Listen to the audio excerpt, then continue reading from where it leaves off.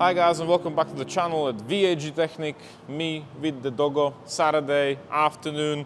Yesterday I finished quite late, Friday night, stripping down the R32 MK4 Golf.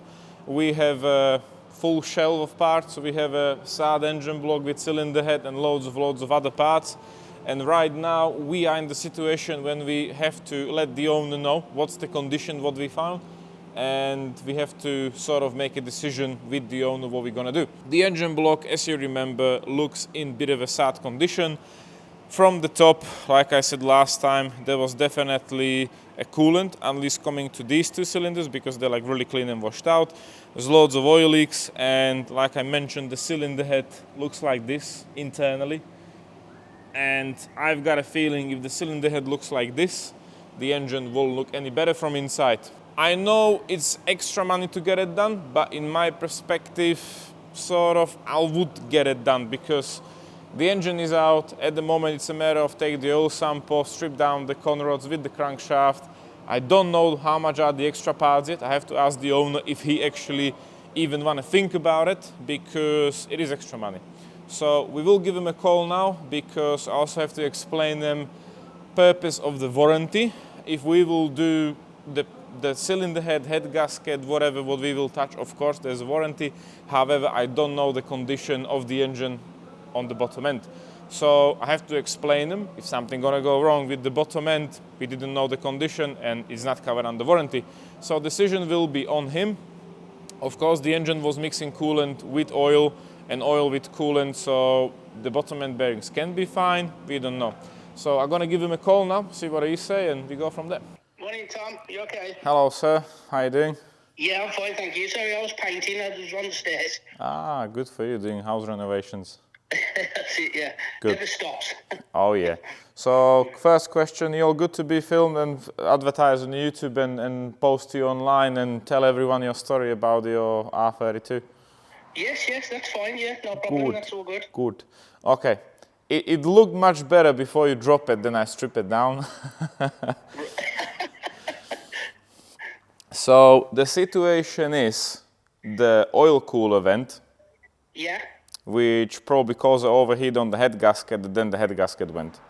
Okay. Yeah, so I can tell probably at least 2 from 6 are like washed out from coolant, Yeah. the pistons. Timing chain was like 3 to 1 and it will die. Literally one of the bracket was like already cracked. And Okay. the top bracket there's like loads of deep grooves on them. Okay. So that's what we were expecting. And the question for you now is, do you want to do just what we originally deal with, like take the head off, get it skimmed, get it done, or do you want to continue deeper? Well, my budget is $4,500, so whatever that can get me done. Okay, so we will not touch the bottom end then, basically. Okay. Do you think the bottom end will be okay? I don't know. I don't know. It doesn't seem to be knocking or anything, so... It doesn't seem to be knocking, but I just don't want to put you in the situation now. I'd rather ask you, of course, if you can't get the money to get it all done, I mean, there's no question about to push you. Yeah? Yeah. All I want to put you like in a correct way situation that we will do what you want me to do, but I didn't see in the bottom end and I don't know what's the bottom end like. Okay. Yeah, because that block is really greasy and oily. Yeah, and I think by looking at the cylinder head condition, the bottom end will be in the same condition. So there's loads of carbon buildup in the engine. Yeah. So How much would it cost to do the bottom end as well? I can price it up for you, and just try to like get it done the best possible way, because at this point, I mean, to strip the bottom end, I'm looking at it and there's just literally oil sump. Yeah. Yeah. And take the pistons out with the rods, put new bearings probably, get the crank like check and polished. Yeah, new bolts on the bottom and new piston rings, and that's it. That simple the engine is. Okay. So if I could get another 500 quid, so say 5 grand, would that help or? I don't know. I will have to find out. This is just like like theory on the beginning, yeah. Because I didn't spend pricing up stuff before because you might tell me straight away now. Yeah, okay. so I don't want to wait because it's quite loads of time to find out like where from, how much, and price everything up together. So yeah. So that's the situation, sir. I mean, from this point, necessarily you don't have to get the bottom end done. I'll leave it up to you. But like I said, I don't know the condition. Yeah. And I'd rather tell you like, what's the cylinder head condition like, because it looks like how it looks like. Yeah, and I have to price it all up like how much will this roughly cost you to put it all back together. Okay. Yeah, that's fine. Yeah. Okay, so if we just go for the top end first then, and then just see what... Yeah, I'll price up everything what I see now, what's wrong with it. So the water pump definitely need doing, the oil cooler definitely need doing. Hello, doggo, hello. The cylinder head needs to be refurbed and clean. The hydraulic lifters, rocker arms and everything to me looks like they are there. We can clean them in diesel and some other chemicals. Yeah, to make them look nice, because the cylinder head will be done that way. And you need a new housing on the coolant flange, which is probably like 15 quid. Okay, so so it's not like too bad, because the engine is really simple. There's not too many things. Oh, that's good. Yeah. Did you say a new coil pack as well? Put a new coil pack on. Oh man, you will have to put new coil packs on there. Yeah, they were having a beautiful swim in the oil. Yeah. So yeah. And also, remember when I said to you, there was like a howling noise when you was driving it. I didn't drive it, so I don't know.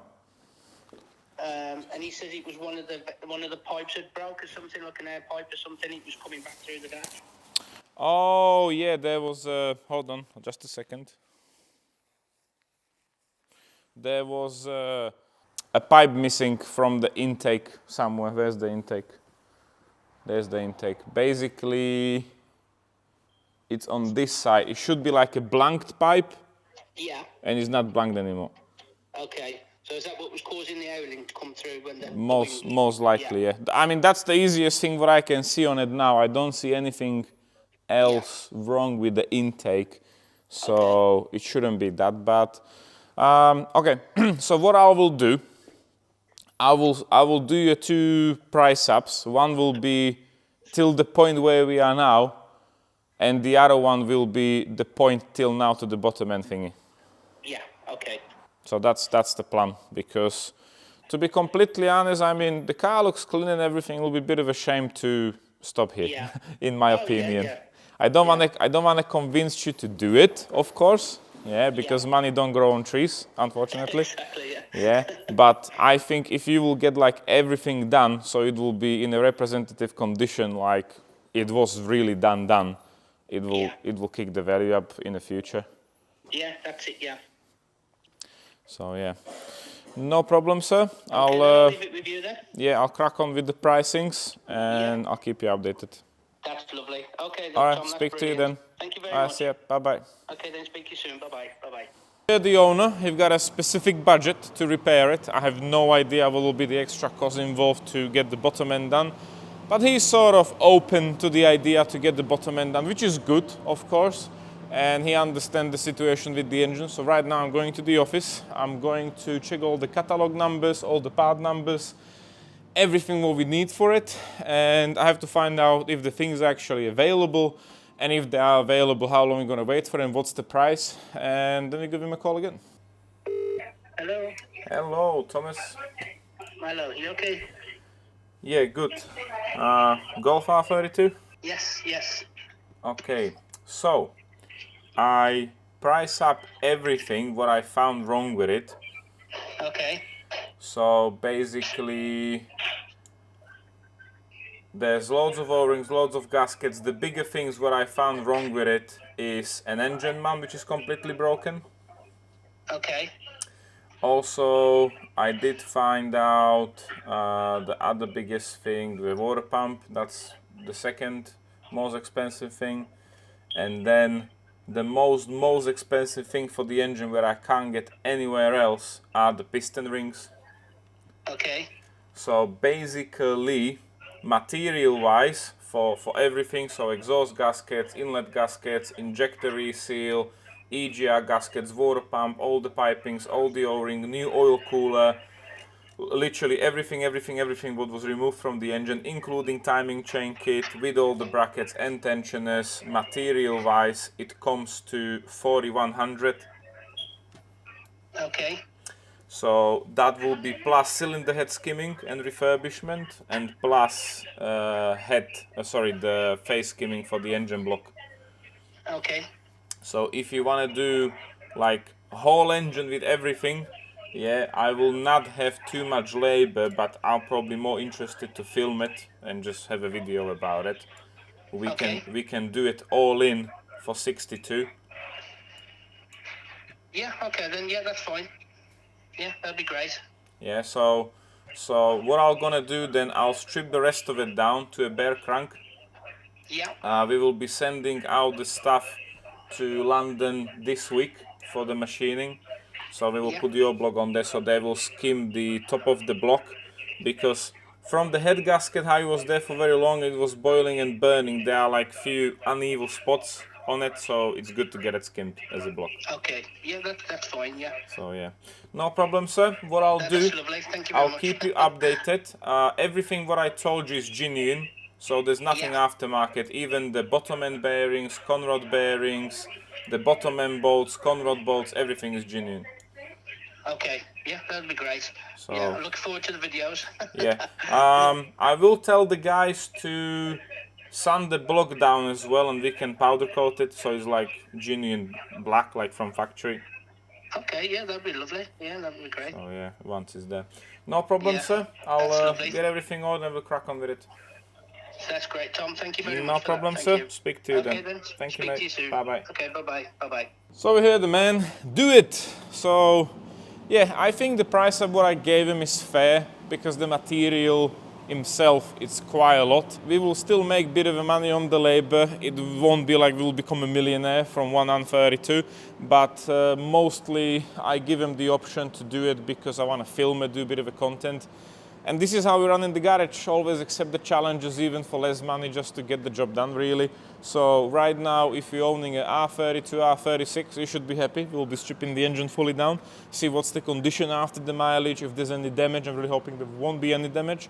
And the price what I give to the owner of this Mark IV R32, including everything. So the cylinder head will be done, the block will be skimmed, new piston rings, bottom end bearings, new bolts, all the gaskets for the oil pump, coolant system, new flange, new water pump, literally timing chain, everything was including the price. So the price for the parts is not that bad, I think, for a 6-cylinder engine compared to like a 3-liter supercharged or the turbocharged what we do. So right now I will continue stripping it down. I'm really hoping there won't be a big gap in between the videos, because we do have to outsource the cylinder head what we don't do in the house, like skimming, the valve stem, valve seals and other things. And I'm really hoping the company what's doing the cylinder head for us now will be able to skim the block as well, because they're quite quick. So we'll see. Right now this is like a week job so far. I tried to process it, but still it took me a week, because during the week, Monday to Friday evening, I didn't really have time to continue with it, but I'll try to move on with it as quick as possible. So yeah, let's strip the rest of the engine down, and I'm really hoping we will not find anything unexpected.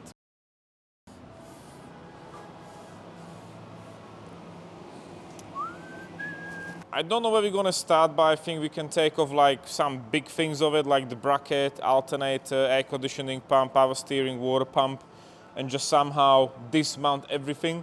So we will just be left with the block, and then we're gonna start stripping it like internally. So I had lots of complaints underneath the videos previously that my taste of music is absolutely bad in a very nice manner. So I'm gonna try to explain you what I'm doing in this video with my poor Eastern European English.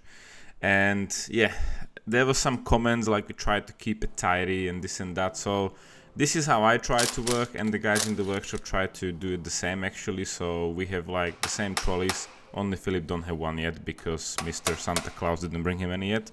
But yeah, we try to keep it clean as possible because you never know. Yeah, you're looking for something like a socket, if it's not in place, you're just wasting your time. Of course, all this, what you see now, this was a very long process until we get to this point. Because on the beginning we were very poor mechanics, and now we are just poor, we are not mechanics anymore. So all the trolleys, all the tools what you're seeing cost loads of money. Obviously this is not like a strap-on toolbox or anything like that. It's just like some aftermarket tools. We try to take care of them. They don't really break too often, so get a replacement is not a problem, but I must say they're holding quite good, so I can't complain. Also, the system we'll be using with the plastic bags and everything, this is again reason, like you see now I'm putting the pulley from the water pump which is leaking into the plastic bag with the bolts. So this system we try to apply it right now because there's 4 of us working in the workshop, and sometimes if I strip the engine I'm necessarily not putting it back together. It can be Dave or Philip, most of the time it's Dave unfortunately. And I was a bit of a pissed off on myself because we have these blue trolleys as well. Combined with the plastic bag, it's literally a system what is like quite bulletproof because everything is on place, everything is in a separate plastic bag, and everything is in touch to a part. So if I remove the bolts from the water pump, it's coming into the plastic bag along with the pulley with the water pump, so you probably know it's from the water pump. Of course, previously we did try to keep things organized on the tables, but soon as they were not on the wheels, and we do big jobs as you can see, so we are outsourcing stuff as well. Like things gotta go to the machine shop, we are waiting for whatever part, the job is put aside meanwhile. So these trolleys help us a lot if the job's going aside meanwhile to keep everything as it was put in there when we stripped the engine down. Previously we have them on the normal tables, and as soon as you start working on the job we were moving the boxes and everything, and then it was a bit of a mess. So that's why we try to keep everything in one place, and if whatever we're moving, it's moving with the trolley and it's everything as it was there before. I must say that this system so far is working very well. The bit of a problem is that the workshop is not like a balloon, so it will keep expanding forever. We have limited space, and so we can do limited work, and we have limited trolleys. So that is another thing what we have to work on a bit, and we try to improve in the future. Also, the other thing is, you can probably tell that everything what I'm putting in the plastic bag is still dirty from oil, from grease, and it doesn't look really good. So after we strip everything down, we try to go through the cleaning process.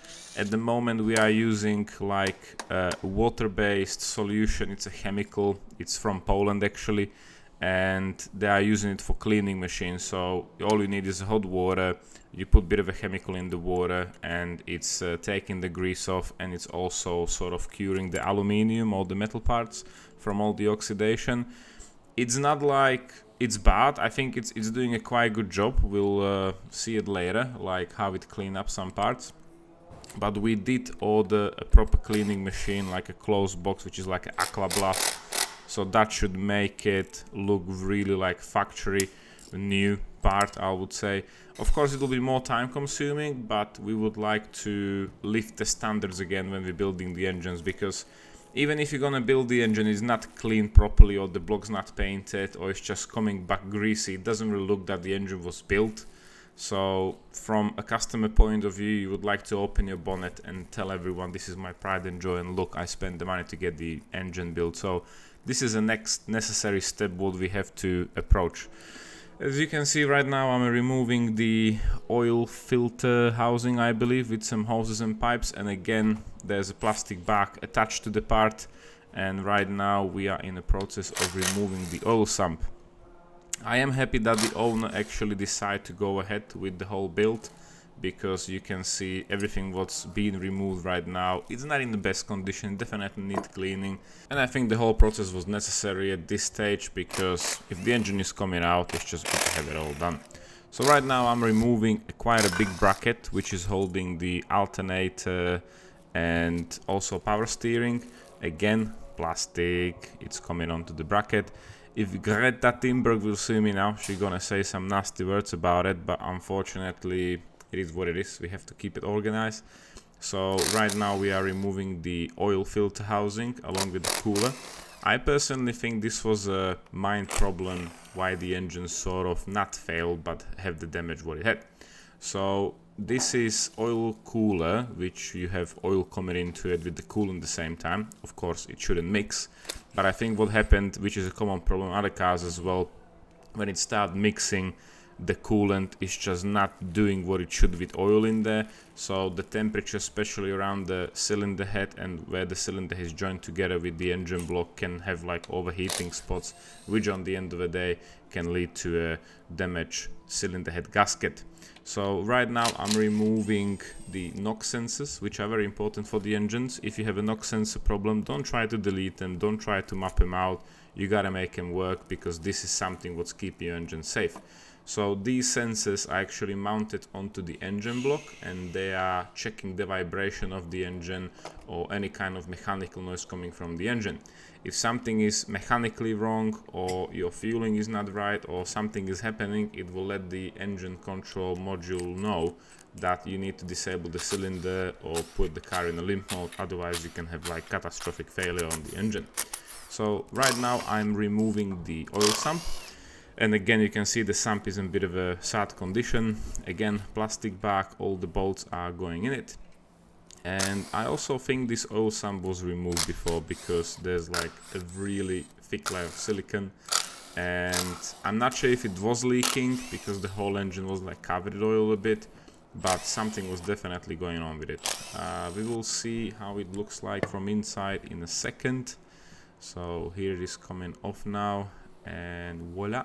Nothing is there. So this engine is pretty simple. You can see all the residue from the oil, like it's there for a while, so all that gotta need cleaning, and especially all that can be peeling off. It can go through the oil system, and you wanna have the engine internally clean. You don't wanna have like the oil stains around the walls and stuff.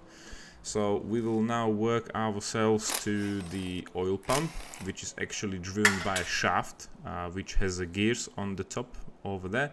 And there's a like 90-degree angle coming from another shaft which is attached to the chain. So the chain, the timing chain through the gear and the shafts is literally driven the oil pump. And I know there was a problem at certain years where there wasn't a bolt, I think, and the gear sprocket was just attached to the shaft, and I think there was some kind of a problem. Which in this case is not a problem at all, because I've seen the bolt, everything is there. The oil pump looks like how it looks like. You can tell it was there for a while. And next up, we are removing the worst possible bolts. So you can see I'm using a Phillips screwdriver, and you also gotta heat them up a bit. You have to make sure that the screwdriver fit exactly to the bolt. What I'm doing now, I'm using a hammer, like a primitive ape. And I luckily didn't damage any of them. I didn't have to drill them out, and all three of them came out nicely. So this is just the covering plate for the shaft, which is from the timing chain, and there you go, it's all coming out the loop. And yeah, that's basically going to the oil pump to the bottom. So the engine is pretty primitive. I mean, there's nothing like too many things around it. As soon as you're gonna take the sump off, just oil pump there, minimum gaskets, the sump is silicone on, and right now I'm trying to take off the crankshaft pulley, which is a bit of a problem because I didn't done it when the timing was on there, because I didn't knew. So the only smart idea what I think of was to use an oil chain what we have there, and I attach it around a bolt to the engine block, so I literally stop the crankshaft from turning. The bolt was tight quite good, and I can tell it wasn't removed, probably never ever. So we can work ourselves to the crankshaft and conrods. I can't wait to see how the pistons gonna actually look like, and I'm really hoping there won't be too much carbon, any scratches on the block or anything like that, because everything can actually hold us back, because we are outsourcing this stuff to the machine shop. Whatever they find, we would like to get them sorted, because they have the proper machinery for it, and we are just like mounters, we're just putting the stuff back together really. Of course, we try to check always everything what we will put on, so the clearances, the piston rings and everything, because you never know, you can even buy new stuff which is not in the spec. So the front plate along with the crankshaft seal is coming off, and we finally removing the first conrod. So let's have a look. Conrod bearing, it looks good, it looks good. I don't see any major scratches, any massive wear on it really, so I think it will be fine. We never really have a problem with the conrod bearings or minor bearings on this natural aspirate engine. The only problem we'll be getting are the RS4 B8.5 with the 4.2, that's a CFSA engine code, because that's like really high RPM engine. So if you have like high RPM, all the forces, just how the crank is spinning with the conrod and pistons, the dynamic power is warning them out. But in this case, I just can't see any damage. The main reason why I told the owner we don't know, because there was oil in coolant and coolant in oil. So that is the dangerous thing. So we don't know for how long the car was running for, and we don't know the condition of them. So it was a wise idea to do it. It will be done, so he knows it's done. And I think the engine can do easily another 100,000 miles without any bigger investment. So again, I try to put everything in a box in the order how I'm taking it out. I also mark everything afterwards, so I know like how the pistons with the rods are coming in, because it's not the same like if you're gonna put the conrod from the front or from the back. So we have like different width of the surface where it's coming together, and also we have to make sure that if we're not doing like liners in the engine, I would really like to put the pistons in the same cylinder where they came out from. So right now we are taking out number 5, I think, or is it number 2? So I can't see any damage. The pistons look good, the piston rings are sort of good as well. So I'm really happy that we don't have to call the owner and tell him like, oh man, like we found something extra and there will be a problem. So the whole design of the engine is actually very interesting. The VR6, all the engines like W8, Bugatti Veyron engine is based on this sort of platform, and you can see that the crankshaft is spinning very nicely and freely, so that's good as well. And all we have to do now is release the bolts for the mine end bearings. So they are only mounted from the top, not from the side, but the block is massive, it's iron cast block, so that's why these engines are very popular to be turbo, because the construction of the engine is like really good. They can handle the power, and the only thing we need to actually do if you want to boost it a lot, to put like a cylinder head or head gasket spacer. Then you also have to replace the timing chain, the upper one, so you have the bit of a longer chain for it, and just put like nice turbo on it, and this engine should be good to go for some lovely BHP. So the 3.2 and 3.6 engines are quite similar, but there's quite loads of differences, and I would really like to do a 3.6 engine one day.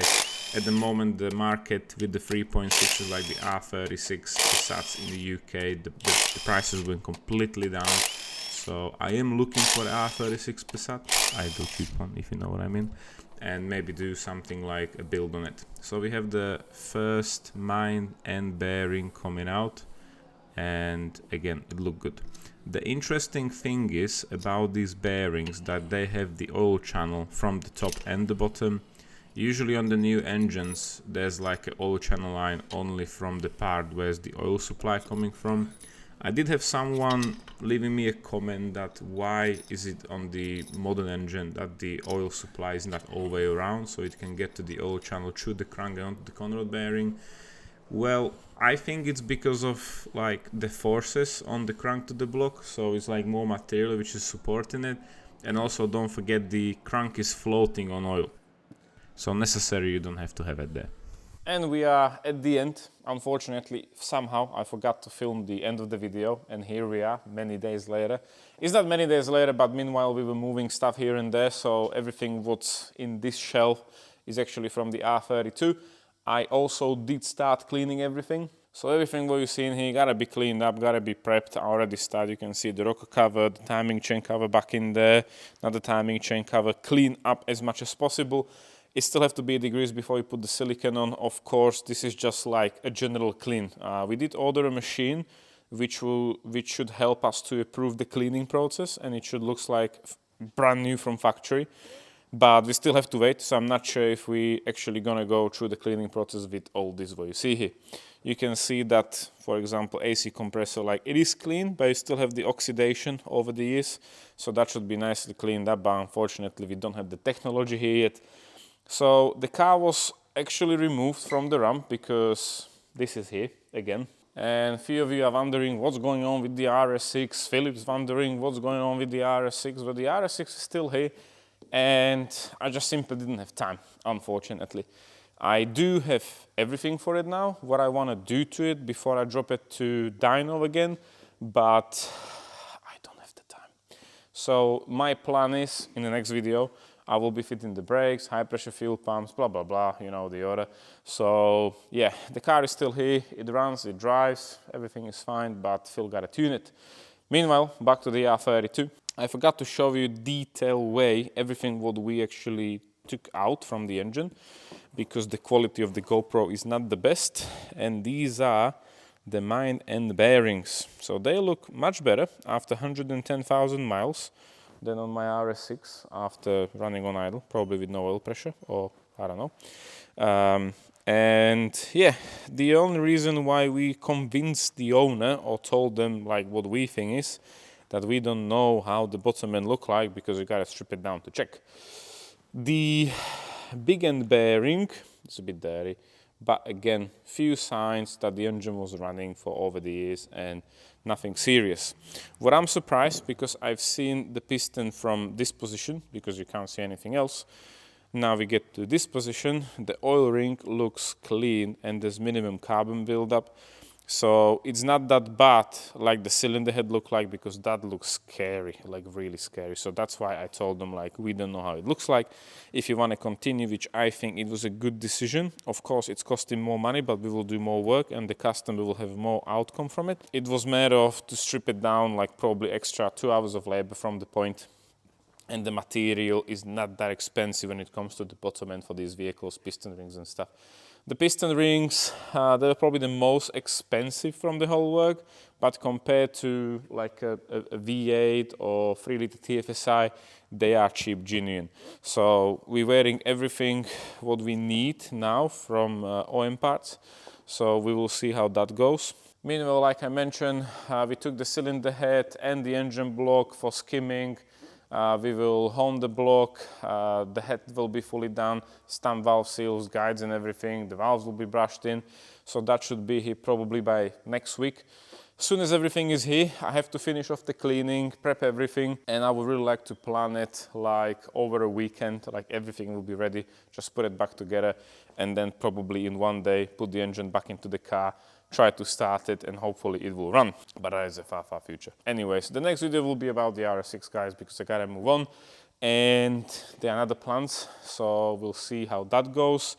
And meanwhile, thank you for watching. We'll see you in the next one. So take care for now and see ya.